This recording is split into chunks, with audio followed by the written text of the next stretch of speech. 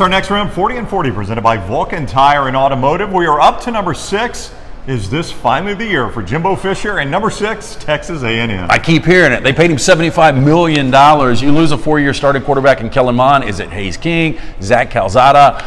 If they get quarterback right, this is going to be a really good team. Yeah, that's what we keep hearing, though. You were right, but they've had quarterback right, as you said, for 4 years.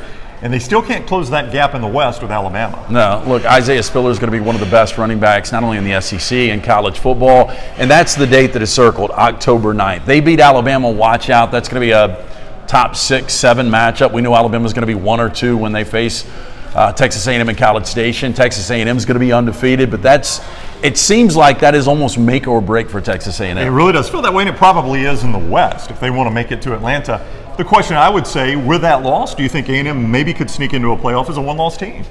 Possibly. I mean, they were right there knocking at the door last year. A&M fans believe they were a better team than Notre Dame. They should have gotten in. My big question mark, not only quarterback, offensive line. They finally got offensive line right last year, but they lose 4 starters off that unit. Lance mentioned that Alabama game. It's part of an interesting stretch for them because of that Alabama game.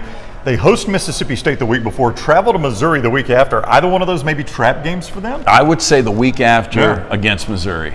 Right. I mean, you've got a really good quarterback. Eli Drinkwitz, I thought they overachieved last year. Missouri's always a tough out in situations like that. That is a trap game. If they beat Alabama, the entire world will be picking Missouri the next week, will they not? Oh, absolutely. That's Texas A&M. You voted them number 6 in our Vulcan Tire 40 and 40. Hey, 4 great locations. Anything you need, bumper to bumper, these guys can handle. For more information, VulcanTireandAuto.com.